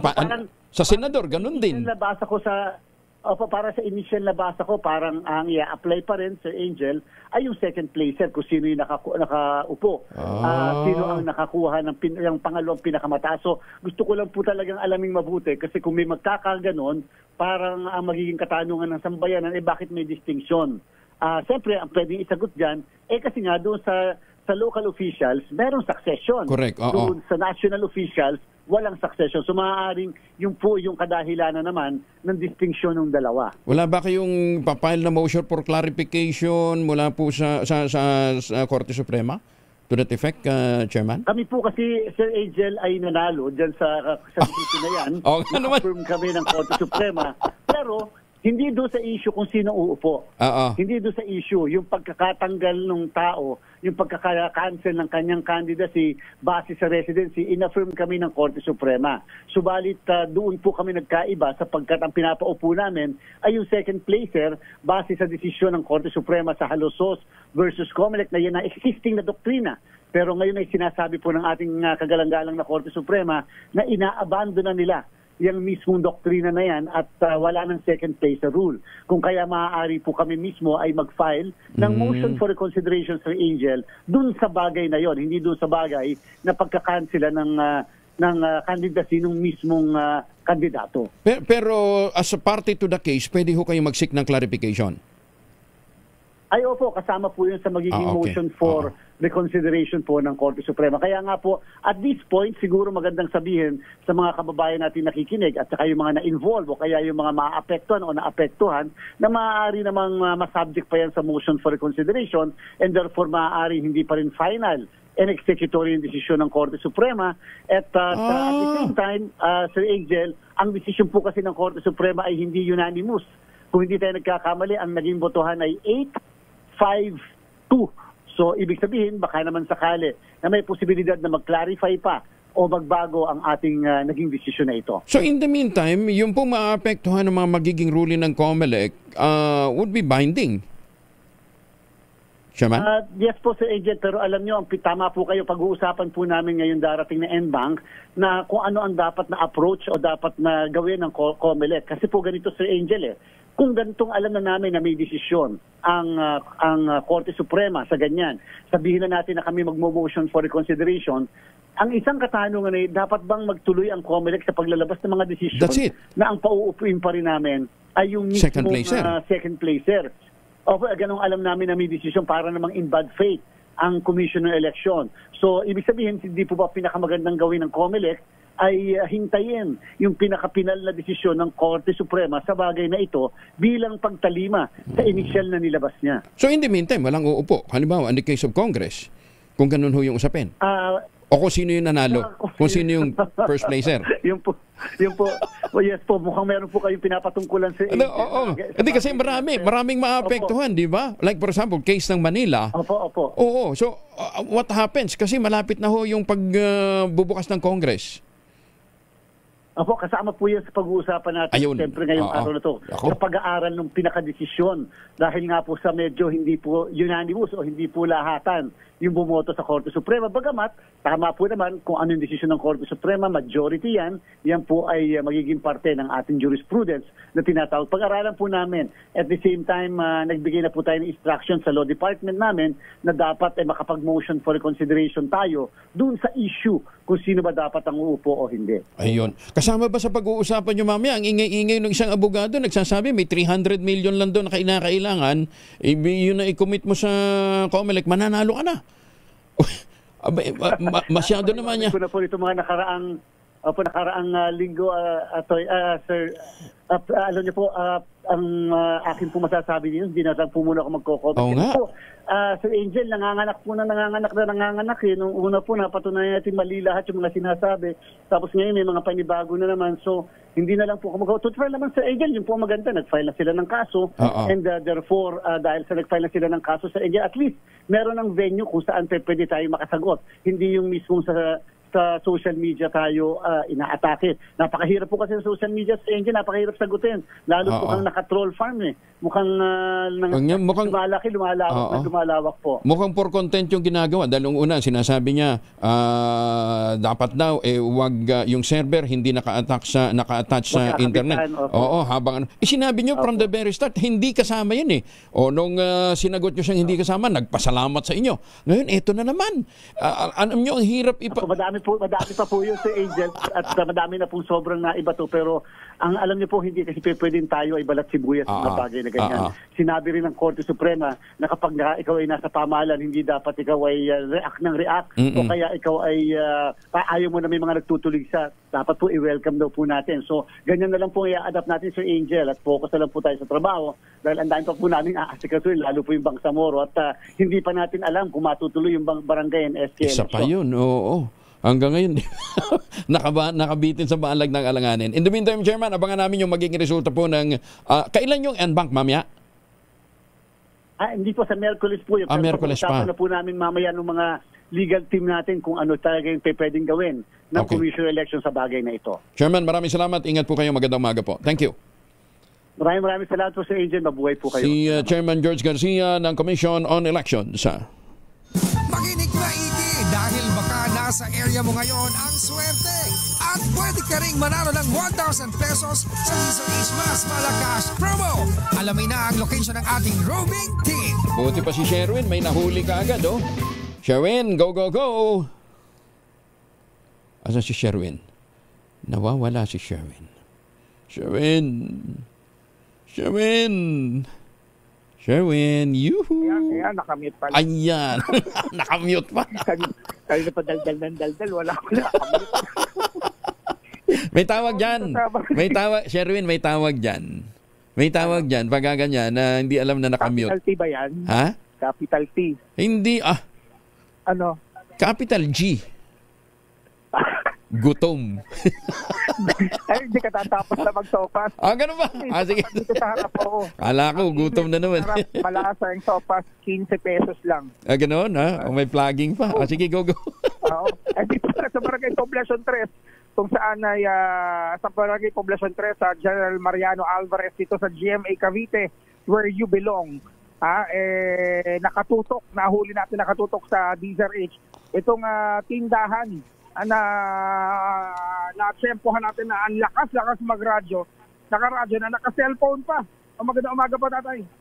Good morning po. Alam niyo po? Carmin de los Santos po. Tatay Fermin. Tatay Fermin. Kasi walang pasok ngayong araw dito sa Cavite dahil nga dun sa sama ng panahon. Kanina pa mga estudyante bumibili dito, dumadaan. Alam nila na walang pasok ngayon. Opo, alam ko. Ina-announce rin dahil ina-announce sa radyo. Opo. Malaking tulong, biruin mo kasi babalik ko din sa tulog yung mga bata. Tatay, upo ka lang. Ayan. Sherwin. Nawawala yung ulo mo doon sa camera. Sherwin. Umaga po. Sa Angelo, good morning po. Magandang umaga po. Sherwin, aliwanag dyan Oo. Tignan mo naman, yung kanyang 15 watts na bulb, dito rin nasa harapan. Yan, no? Ikaw talaga, sige, bigyan mo na yung pera kay Kuya. Kay Kuya Fermin. Fermin de los Santos po. Tatay Fermin, sino paborito mong announcer tuwing umaga? Angelo Palmones po. Angelo Palmones, ito meron ka 1,000 pesos. Yay! Salamat po sa biyaya. Pero ba, ang aga-aga, hindi pa nga pumupukang liwayway dito sa lugar nyo. Dito na kami. At meron ka pang DZRH Grocery. Thank you. Salamat po. At syempre meron pa yung katernong na imbag na bigas ng DZRH. Salamat po. At dahil walang pasok ngayon, eto Tatay Fermin, mag-uuniforme ka. Magsusot ka ng DZRH uniform. Yan. Salamat po sa DZRH. Salamat po sa Angelo. Salamat po sa inyo lahat. Ako, biro mo, hindi niya inakala na makakarating dito sa GMA Cavite itong malakas. Thank you po. Talaga hindi. Hindi po. Talagang lang ako. Nagulat lang po talaga. Salamat po talaga. Habang nagraradyo, Angelo, yun, nahuli na nakikinig sa radyo at may premyo. Yan ang importante na kapag kayo nagraradyo, lakasan nyo po ang inyong radyo. Baka kayo nasusunod dating winner sa DZRH Malacash promo. Alice number 6, Sherwin Bat Alfaro, DZRH, una sa Pilipinas, una sa Pilipino. Maraming salamat, Sherwin. Tutok lang! Tutok na sa DZRH Radio, DZRH Facebook, DZRH YouTube at DZRH TV. Baka ikaw na ang susunod na winner sa DZRH Mas Malacash promo! At habang kayo po naman ay naglalaba gamit ang Pride Detergent, ito ng ating mahiwagang tunog. Mahiwagang tunog. 10 yan, ha? 10 ang premyo ho naghihintay sa ating mahiwagang tunog. Ang inyong masagot, ipapadala po ninyo sa 0919-282-6485. So, hindi na tamad po ang tamang format ng pagte-text. Empty space, name slash, address slash, contact number slash, at ang inyong sagot. Isang beses lamang po maaari mag-text sa ating text line gamit yung mga mobile number. Sa mga sasagot online, kinakailangan meron po kayong sharer badge. Klaro, ha? Bagong balita, bagong impormasyon. Kasama si Kuyang Angelo Palmones. Magandang umaga, Pilipinas! Magtatayo ng bagong terminal sa Katiklan Airport ang San Miguel Corporation sa susunod na linggo. Lain ng hakbang na mapabuti ang aktibidad ng turismo sa pinakasikat na beach destination na bansang Boracay Island. Ayon kay Transportation Secretary Vince Dizon, nakatakdang groundbreaking para sa nasabing proyekto ngayong buwan o sa Hulyo at target itong matapos ang konstruksyon sa katapusan ng taong 2027. Kung maaalala noong Nobyembre, ginawaran ng Megawide Construction Corporation ng SMC ang kontrata para sa pagdidisenyo at mabuo ang nasabing bagong terminal. Ayon kay Secretary Dizon, inaasahan namang nasa 7 milyong pasahero ang masaserbisyo ng terminal kada taon. Oras na ito ay makumpleto. Naglunsad ng paupahan ng SM Development Corporation para naman sa mga young professionals, mga overseas Pilipino at mga digital nomads na nagnanais ng mas flexible at mala hotel na marirentahang bahay sa Metro Manila. Tinawag ng SMDC ang programa na Good Stay Switch na naglalayong gawing service accommodation ang mga condominium unit nito kung saan maaaring buwanang magbayad ng renta ang isang tenant. Matatagpuan ang unang site nito sa Shore Tree Residences sa Mall of Asia Complex, Pasay City. Tampok dito ang isang fully furnished unit na pinamamahalaan ng professional leasing team. May mabilis na wifi May mga condo amenities gaya ng swimming pool, gym at may lingguhang housekeeping. Meron ding community team na mag-host ng mga event para sa pagtulong sa mga tenant na makilala ang isa't isa at makatutulong sa mga young professionals na nangungupahan sa unit na lalong-lalo na yung bago pa lamang sa lungsod. Maayos Kuyang Angelo Palmones. Magandang umaga, Pilipinas! 39 na makalipas ang alas 5 ng umaga. Ay, magandang umaga po sa mga suki natin sa iba't ibang panig po ng kapuluan. Lalong-lalo sa Midnight Singers natin dyan po sa San Diego, California. Kay Tita Linda, kay Tita Cora, kay Tita Lloyds, kay Boss Art, kay Boss Manny at kay Jun Yambao ng Cavite. Good morning po sa inyo. Siyempre magandang umaga din sa mga suki natin dyan po sa Japan, sa Hong Kong, sa Taipei, at sa iba't ibang panig pa po ng Europa.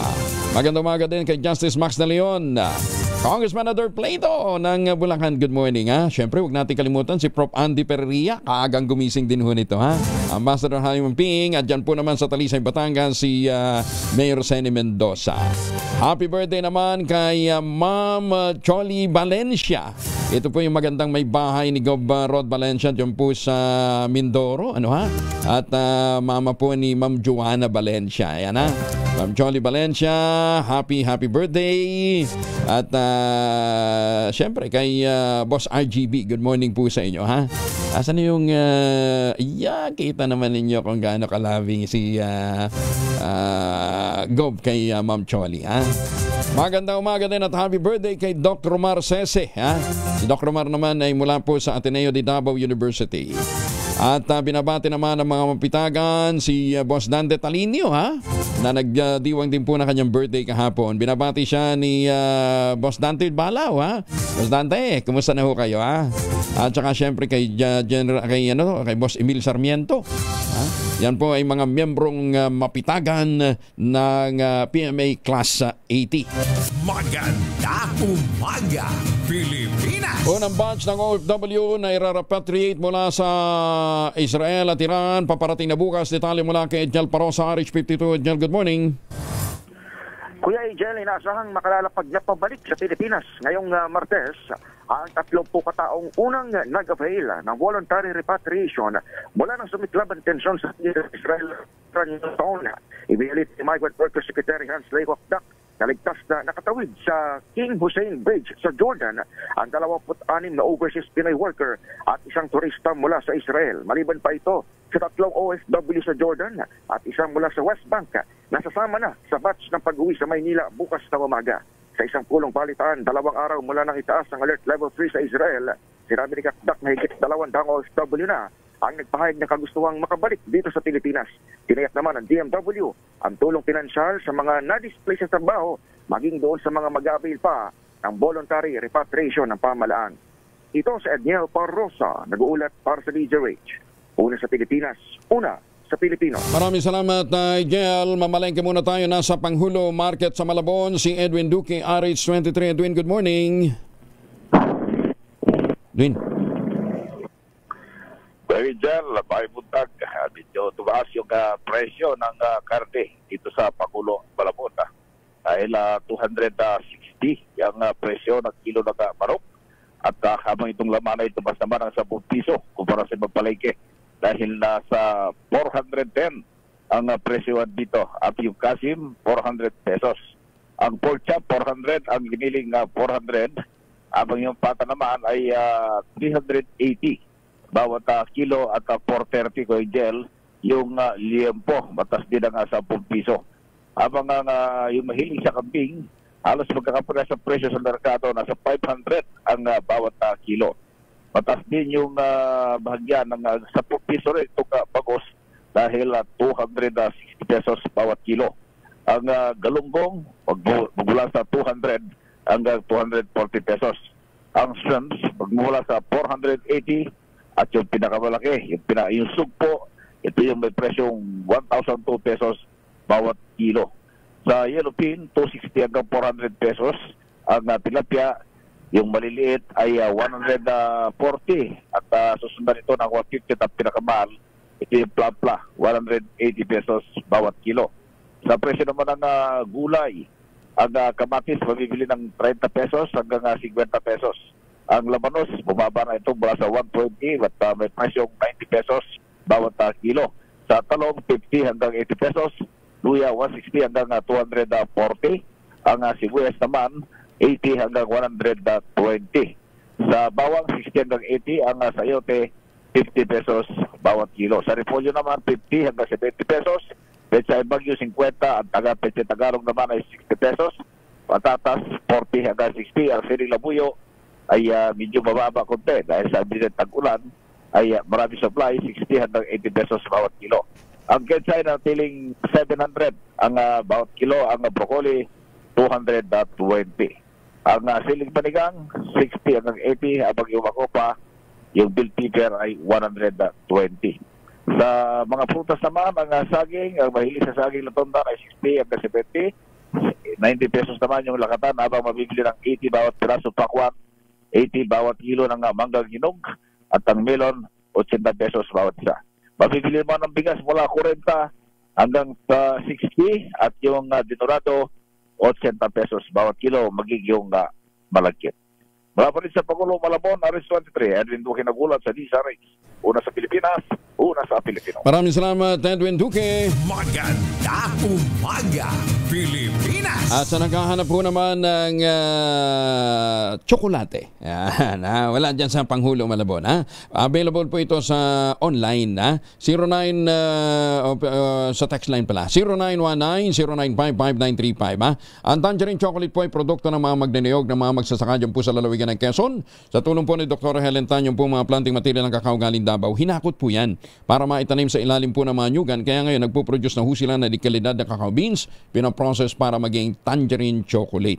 Ang Tangerine Chocolate po ay gawang lokal but taste and looks global. Meron po yung mahigit 10 variants po ng Tangerine Chocolate na mga raw material ay galing din po sa ani ng mga magsasaka. I-check po ninyo sa tangerinechocolate.ph. Ang sabi nga po ni Dr. Helen Tan, sino bang magmamalasakit sa Pilipino kundi ang kapwa Pilipino? Kaya sa bawat tangkilik natin ng Tangerine Chocolate, pinalalakas natin ang loob ng ating mga magsasaka, pinalalakas natin ang ating lokal na ekonomiya. Magandang umaga, Pilipinas! Oy, happy birthday kay dating Labor Secretary Bebot Bello. Birthday pa rin nga ni Sek Bebot. Sek Bebot, malipayong adlaw kanimo bosing, ayan, taga Davao din po yan. Department of Energy nagbigay ng tips sa paano daw makabawas sa epekto ng oil price hike.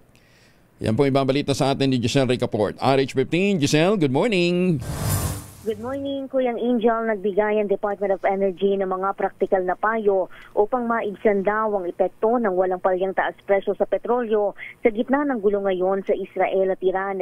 Ayon sa DOE, pandaigdigang hamon ng pagtaas ng presyo, kaya umaapila sila ng pagkakaisa para sa matalinong paggamit ng enerhiya.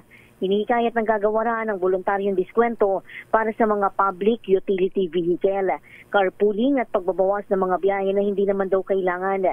Makakatutulong din daw ang pagpapatupad ng mga kumpanya ng work from home at flexible working hours. Kung kailangan namang bumiyahe, mas matipid at mas kaunti ang konsumo ng gasolina kung gagamit ng bus, tren o jeep sa halip na magmaneho ng sariling sasakyan. Itinutulog din ng DOE ang paggamit ng electric vehicles, pagsiguro ng energy-efficient driving habits at paggamit ng alternatibong paraan sa paglalakbay gaya ng pagbibisikleta at iba pang eco-friendly na paraan. Ito si Giselle Ricaport para sa DZRH, una sa Pilipinas, una sa Pilipino. Maraming salamat, Giselle. Tama nga naman. Kung malapit naman, lakarin na lang natin. Ayun nga lang, pagkabot mo dun sa, di ba, naglakad ka na 5 minuto. Pagdating mo dun sa pupuntahan mo, amoy tambucho ka na. Hindi ka mukha sa ibang bansa, di ba? Talagang may covered walk, di ba? Kahit na mainit yung panahon.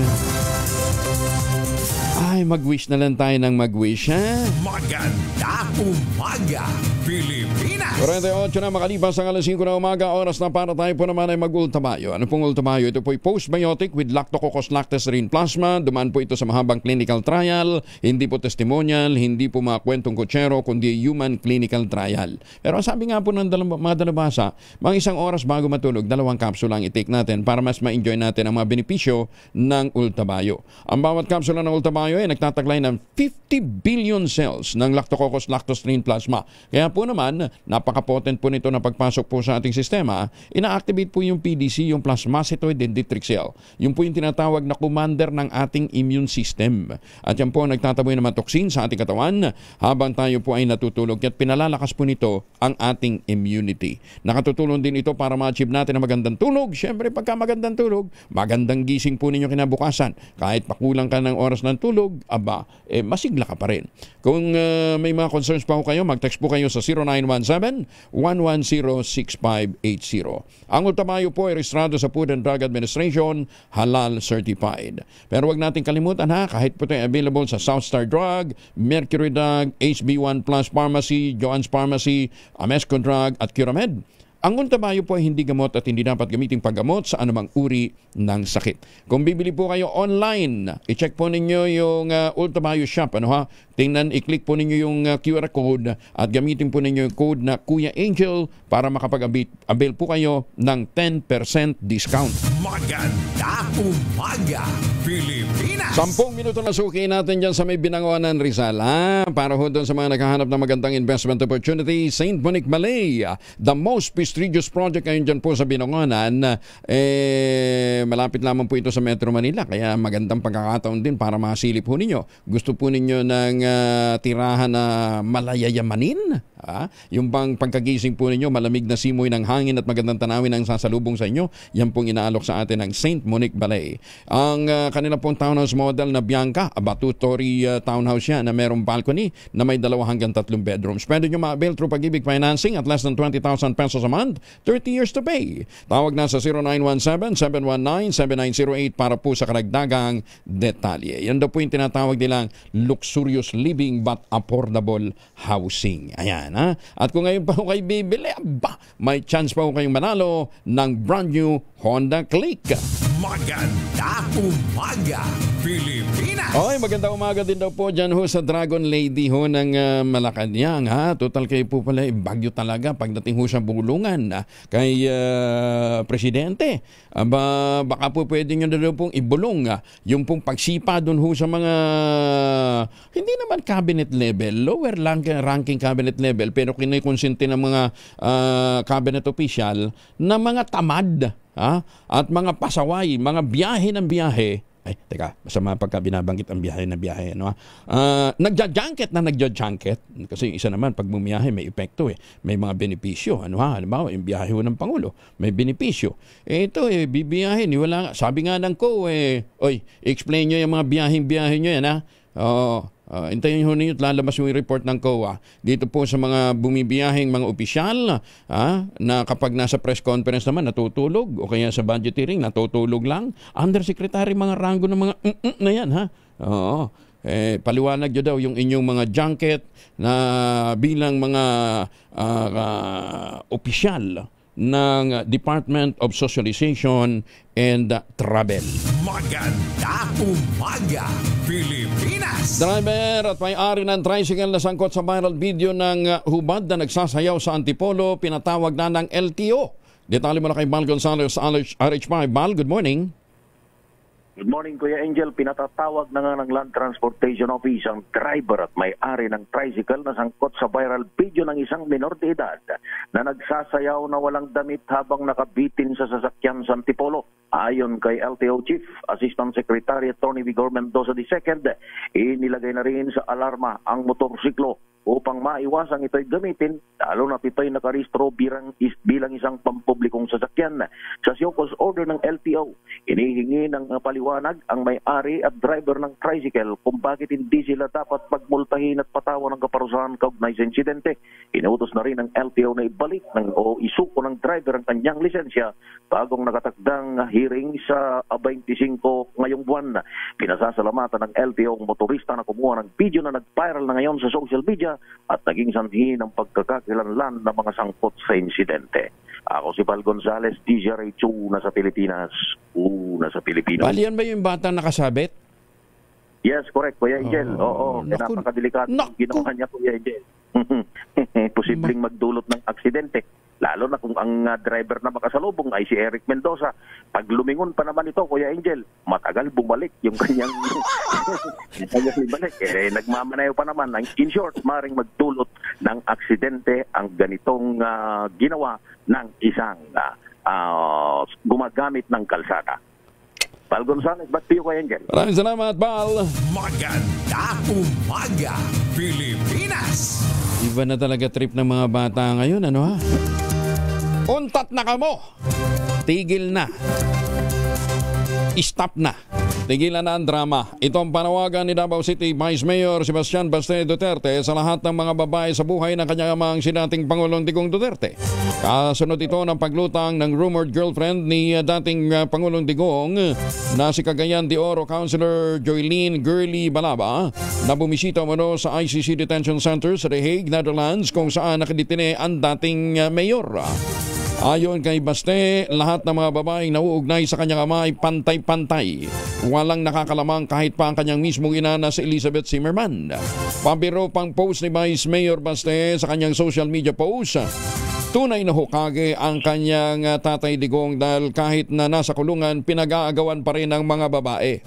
Ang salitang Hokage ay tumutukoy sa isang leader ng ninja na sa Japanese anime series na naging bahagi na ng termino ng mga Pilipinong millennial para ilarawan ang isang lalaking lapitin ng mga chicks. Yung pala. GB, kaya ka pala tinatawag na Hokage, ano ha? Pre-resback yan, mamaya. Ayun, naririnig ko lang din yan sa mga, mga pitahagan, ano ha? Ayan. Ay, sus, may ginawang buhay ito. Nananawagan naman ng Department of Foreign Affairs ng diplomasya at tigil tensyon sa Middle East kasunod ng ginawang pambobomba ng Amerika sa nuclear sites ng Iran. Punto ng DFA, banta sa rehiyon at internasyonal na kapayapaan at seguridad ang nasabing sigalot. Pagtitiyak naman ng ahensya, patuloy ang pagtutok ng gobyerno ng Pilipinas sa kapakanan at kaligtasan ng mga Pilipinong apektado ng tensyon at nakahandang imbahada ng Pilipinas sa pagbibigay ng ayuda kung kinakailangan. Isang minuto na lamang bago po mag-ACES na umaga. Kuya Angel po, siya ang Alapalmones, nag-iwan sa inyo na isang magandang umaga. Maraming salamat sa inyo walang sawang pagsubaybay, pakikinig at pagtitiwala. Magtanim po tayo ng kawayan para sa kalikasan at kabuhayan. Ang ating quote of the day ngayong araw na ito ay mula po kay Aesop, isa pong Greek fabulist. Ang sabi niya, we hang petty thieves and appoint the great ones to public office. Oy, parang totoo ah. Maganda umaga, Pilipinas! Relate na relate tayo ah. ACES na ng umaga.